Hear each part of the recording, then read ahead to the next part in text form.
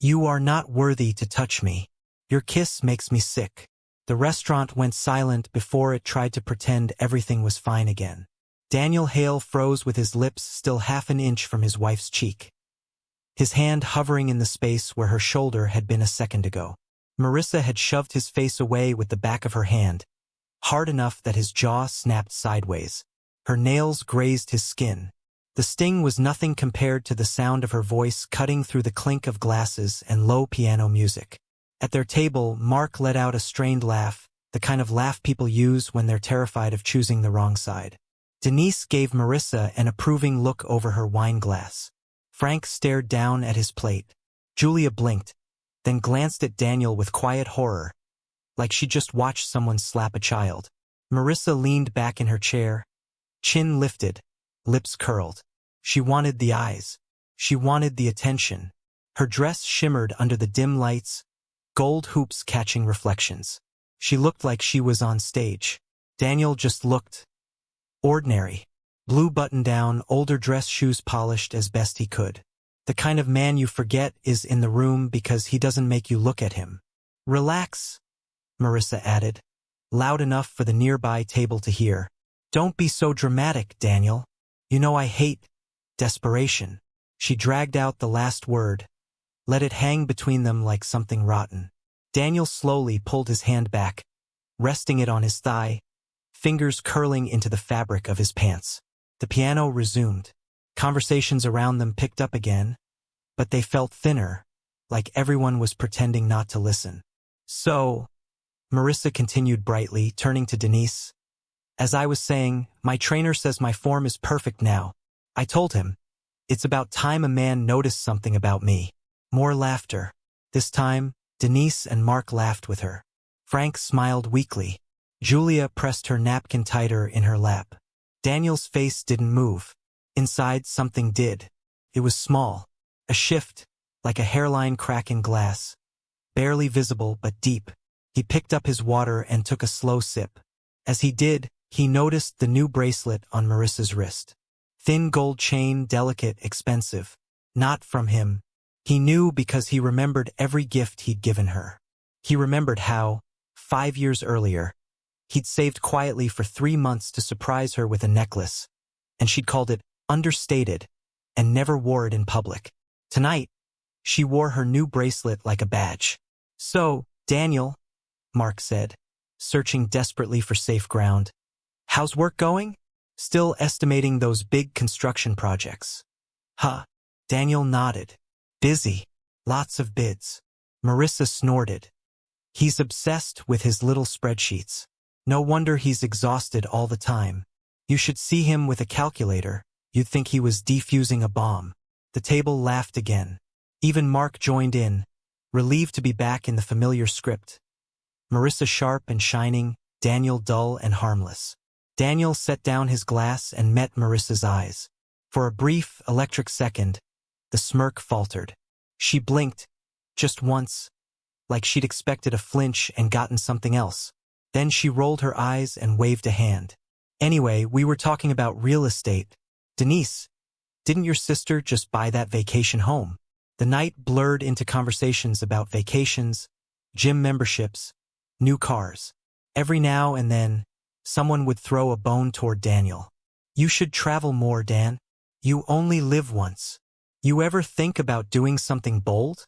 He answered politely, never raising his voice, never showing his teeth. But his eyes moved differently now. They followed Marissa's hand when she checked her phone under the table. They registered how she tilted her screen away from him, how her thumb moved fast, how her face softened for half a second at something she read before she snapped it back into that public mask. Later, when the bill came, Marissa snatched it up. I've got it, she said, sliding her card in with a flourish. The business is doing well. Someone in this marriage has to be ambitious, right? She winked at Denise. Daniel watched the waiter walk away with the bill. He knew what was in their accounts, or he thought he did. The ride home was quiet. Marissa stared at her phone, screen lighting up her face in cold blue flashes. Once, she laughed under her breath at a message. Daniel's hands stayed at 10 and 2 on the wheel. Streetlights slid across the dashboard like slow-moving spotlights. "You embarrassed me tonight," she said suddenly, still looking at her phone. He glanced at her. "By trying to kiss my wife at our anniversary dinner?" She scoffed. "By being you. You just sit there. You add nothing. Do you know how exhausting it is to carry every conversation? To carry this marriage?" Daniel didn't answer. He watched the red glow of a traffic light paint her cheek. For the first time, he really looked at her. Not as his wife, but as a person sitting inches away, speaking about him like he wasn't there. She got out of the car before he fully pulled into the driveway, heels clicking sharply on the pavement. "I'm going out again," she called over her shoulder. "Don't wait up, and don't text me. I'll be with people who actually understand ambition." A rideshare pulled up. She slid in without a backward glance. The front door felt heavier than usual when Daniel opened it. Inside, the house was tidy, curated, the way Marissa liked it. Neutral colors, expensive candles, a coffee table book that no one had ever read but looked impressive. Their wedding photo sat on the mantel. A young Marissa, eyes bright, his arm around her waist, both of them leaning in as if nothing in the world could separate them. He moved closer, noticing for the first time how her smile was full and wide, and his was reserved. Like even back then, he'd felt something he couldn't name. He went to bed alone. 2 weeks later, on a mild Tuesday morning, he slid into the driver's seat of their shared SUV. The sun was just coming up. The neighborhood was waking. Sprinklers ticking, a dog barking in the distance. He pressed the start button. The car's speakers exploded with Marissa's laughter. "No, you don't understand." Her voice rang out, rich with cruelty. "It's actually disgusting to kiss him. I have to force myself not to gag." Daniel's hand shot to the volume knob, but he froze.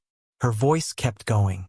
"I swear, when he leans in, I want to scream. But whatever, I'll be done soon. I'm going to divorce him and take his house, his savings, and his dignity. He won't even see it coming. He's too simple." A man's voice answered, amused, confident. "We'll help you wipe him out. I know how to move things around. He'll be broke before he knows what happened." Marissa laughed harder, breathy and intimate. The audio stopped for a beat, then replayed from the beginning. Daniel stared at the car's screen. A file name flashed, Voice Memo 14 Jim. The timestamp was from 2 nights ago. He sat in the driveway, fingers numb, listening to the full memo. Every sentence peeled back another layer of the life he thought he'd built. He heard her talk about the transfers, the little adjustments she'd made in their accounts, the way she mocked his trust in her. When it ended, he didn't move. Outside, a kid zipped past on a bike, laughing. A delivery truck rolled by. A neighbor waved absent-mindedly as they drove off to work. Daniel didn't wave back. His eyes drifted from the screen to the small icon he'd never noticed before.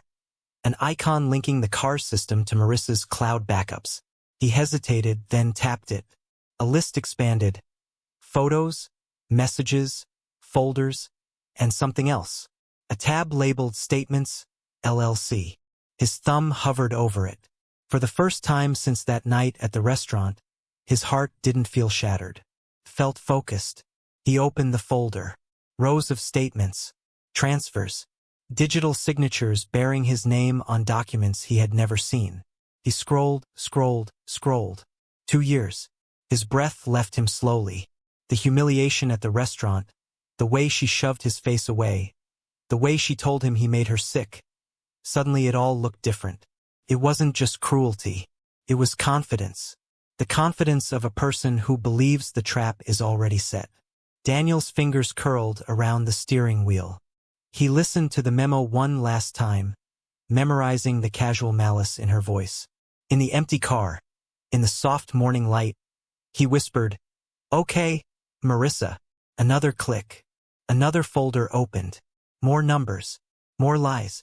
"Let's see how sick you feel," he said quietly. "When it's your turn." Daniel didn't sleep that night. Not because of rage, he expected that. What surprised him was the clarity. The kind of cold, precise clarity a man gets only after he's been stripped down to bone and truth. The betrayal didn't crush him the way Marissa imagined it would. It sharpened him. The kitchen was dark except for the small pool of light cast by the laptop he'd opened hours earlier. Bank statements, emails, digital signatures, transfers he never approved. A maze of deception she'd built slowly, confidently, believing he'd never question anything. For years she'd spoken to him like a burden, a man she tolerated, a man who should feel lucky someone like her was lowering herself to stay with him. Now he understood exactly why. She needed him silent. He replayed the voice memo again. Not because he needed to hear her words, he already heard them in his bones, but because he wanted to study her voice. The tone she used, the arrogance, the ease with which she planned his destruction. By 4 a.m, his eyes were burning, but he kept digging. He clicked through the cloud backups again. Folders she never meant for him to see. Deleted photos. Screenshots saved accidentally. A message thread with her lover, labeled work plan, filled with innuendo and financial details. Then he found something that made him pause.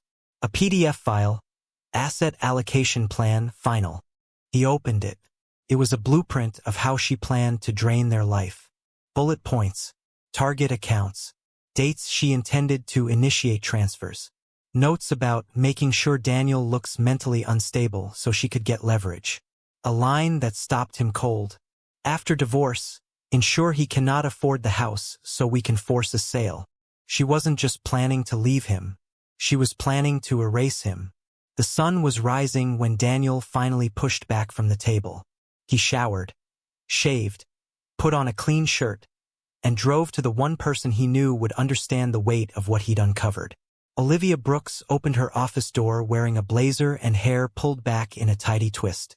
She took one look at Daniel's face and her expression shifted from friendly to alert. "What happened?" she asked. He didn't answer.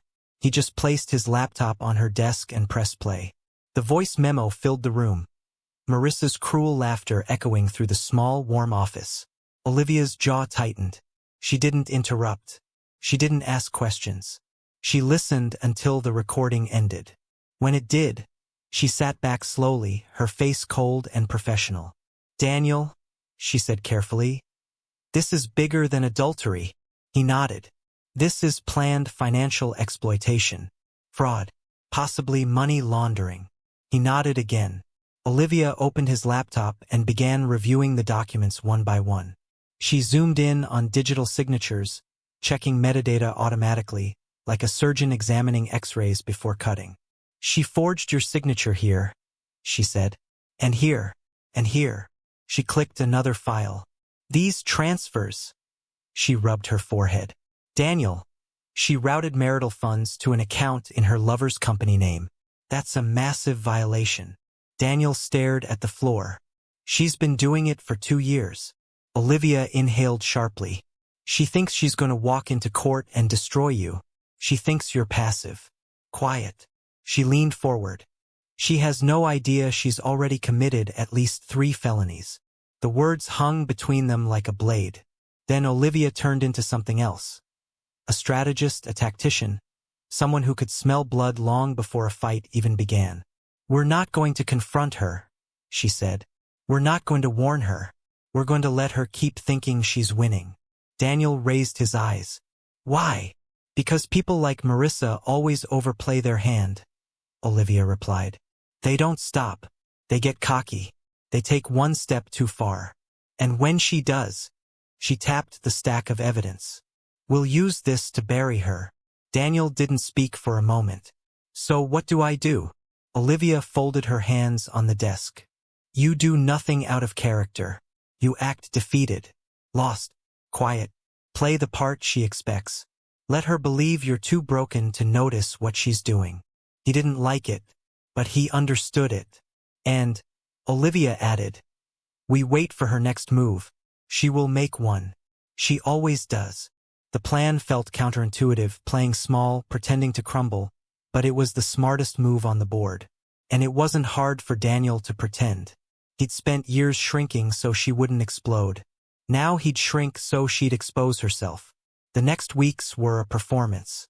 Daniel became softer, more apologetic. He cooked dinner. He folded laundry. He nodded when she criticized him. He became the version of himself she believed existed, the harmless, disposable husband she felt justified in betraying. Marissa, in turn, blossomed with confidence. She came home late, smelling of cologne that wasn't his. She answered messages at the dinner table. She transferred money with increasing boldness, sometimes smirking at her phone as she tapped the screen. Once she said, "It feels good taking control. You wouldn't understand." Daniel swallowed the burn in his throat and looked down, exactly as Olivia instructed. One night, he saw her open their joint business account. He watched her scroll, hesitate, then smirk. The next morning, Olivia called him. "Check the account." He did. The final $48,000 was gone, wired directly to the company owned by her lover. Daniel exhaled shakily. Olivia's voice on the phone softened. "That's it. That's the last piece we needed." That afternoon, in Olivia's office, Daniel signed the divorce petition, the one filed first, the one backed by evidence that would obliterate Marissa's legal position. He steadied his breath, pen trembling only once as he pressed ink to paper. Olivia placed her hand gently on the file. "You're not weak, Daniel," she said. "You're strategic." He nodded. But as he walked out of her office into the bright afternoon sunlight, he thought of Marissa laughing in that voice memo, laughing at him, laughing because she thought she'd already won. He knew something she didn't. She had just set herself on fire. And all he had to do was stand back and watch the flames take their course. Marissa walked into the courthouse like she owned the place. Her heels clicked sharply against the polished floor, her gold earrings swinging with every confident step. She'd curled her hair, done her makeup, worn the most expensive dress Daniel had unknowingly paid for. She looked radiant, powerful, untouchable. The kind of woman who believed the world bent for her convenience. Behind her were Denise and Julia, her chosen audience for the victory. Denise whispered something, and Marissa laughed loudly, the sound bouncing through the hallway like a triumphant trumpet. Daniel walked through the side entrance, unnoticed.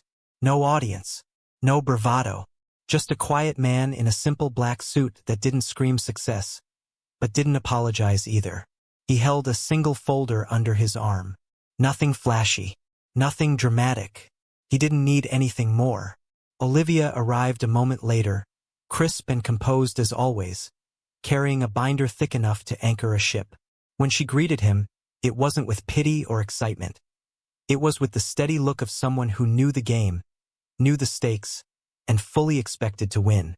Marissa's attorney, a tall man in an expensive gray suit, approached her first.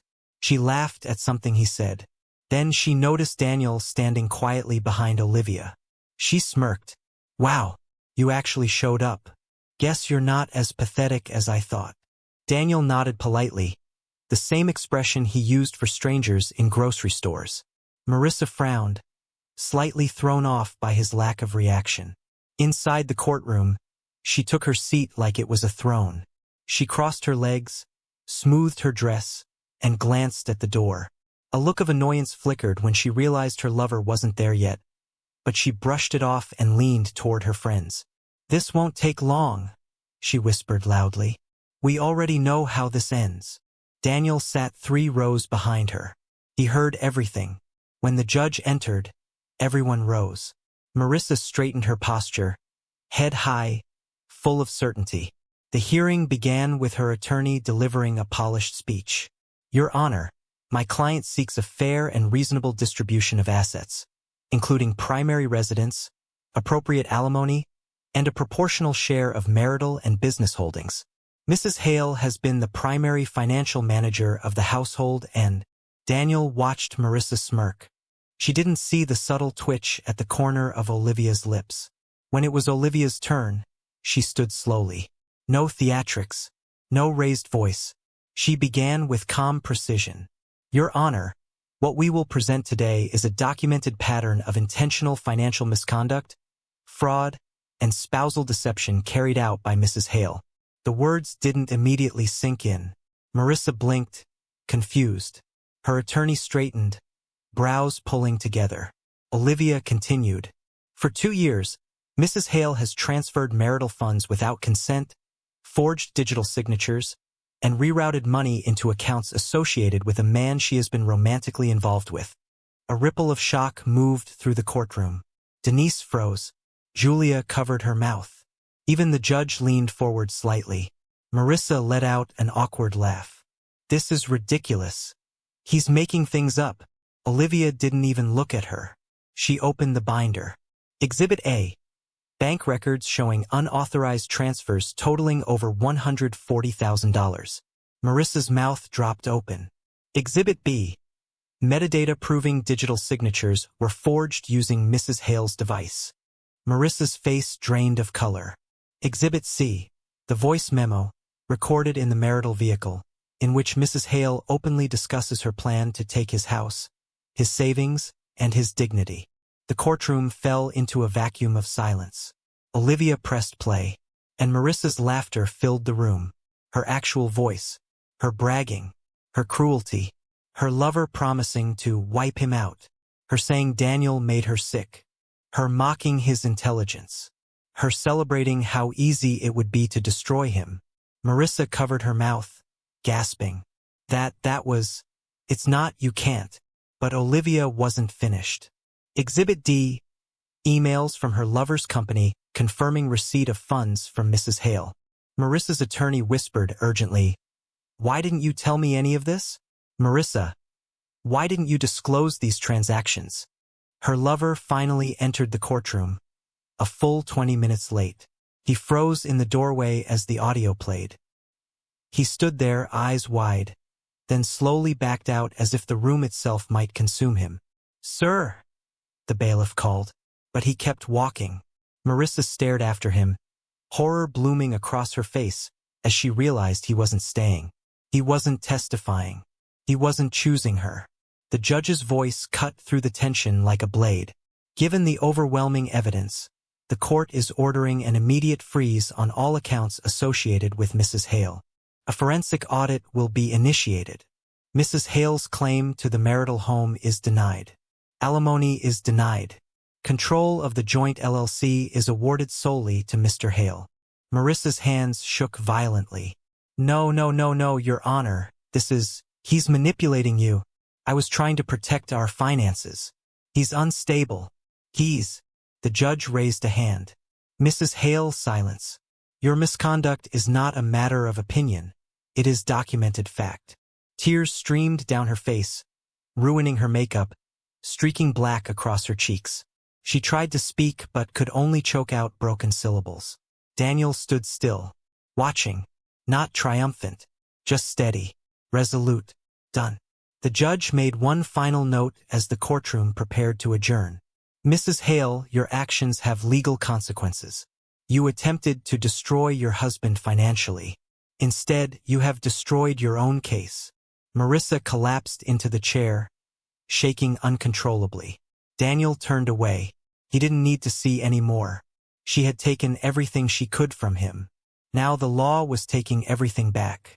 And as he walked out of the courtroom into bright, open sunlight, Daniel felt something he hadn't felt in years.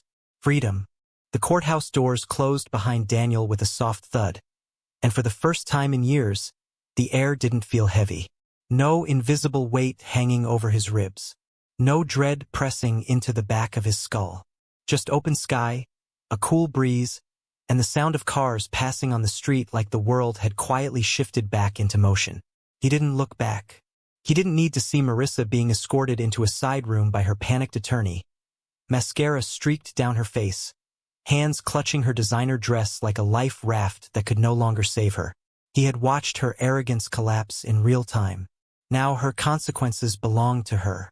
Daniel walked to his car, placed the folder on the passenger seat, and sat for a moment.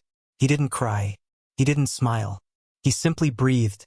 Slow, deep, steady, like someone remembering what oxygen was supposed to feel like. The next day, the official orders arrived. His house restored to him.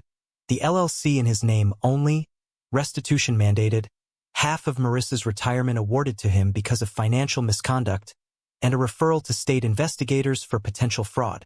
Marissa called 13 times. He answered none of them. She even showed up at the house once, pounding on the door, begging through tears that she had been confused and pressured, and just trying to keep them afloat. But when Daniel stepped into view through the window, she saw something she couldn't swallow. He wasn't pleading. He wasn't devastated. He was done. She left sobbing. Her lover had already abandoned her. Her gym friends avoided her. Denise and Julia blocked her number after being questioned by an auditor. Her social circle evaporated in days. And when her employer learned about the financial investigation, they put her on leave, then terminated her. Her new apartment was small, loud, and dim, with neighbors who blasted music at midnight and stomped down the stairs. The dishwasher leaked. The floors creaked. There was no marble, no chandeliers, no curated life. Consequences weren't dramatic.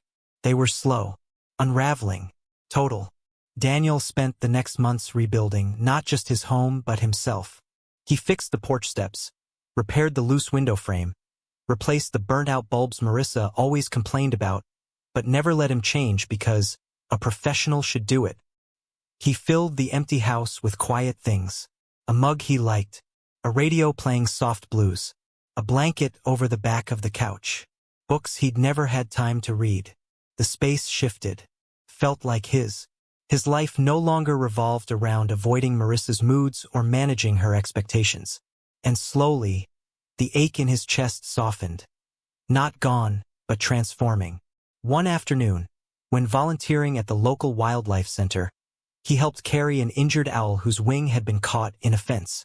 That was the day he met Claire Bennett, the wildlife vet with calm eyes and a soft, steady voice. She noticed things, like how carefully he held the bird, how gently he moved, how silent he became when he worked. "You've done this before?" she asked. "No," he said, "but I know what it feels like to be hurt slowly." She didn't pry. She just nodded, her expression warming with quiet understanding. They began working together regularly, releasing owls at dusk, cleaning enclosures, transporting injured animals. She'd tell him stories about animals she'd rehabilitated. He'd listen, sometimes responding, sometimes just soaking in the peaceful rhythm of her voice. Some days she'd ask questions, soft ones that didn't break skin but let him speak if he wanted. "Was it difficult? Did you see it coming? Do you feel free now?" He found himself answering honestly. One evening, after they released a rehabilitated owl into a field of tall grass, Daniel stood watching it disappear into the treetops. Claire stepped beside him, hands in her jacket pockets, breath misting in the cool air. He said quietly, "I spent years thinking I wasn't worthy of love."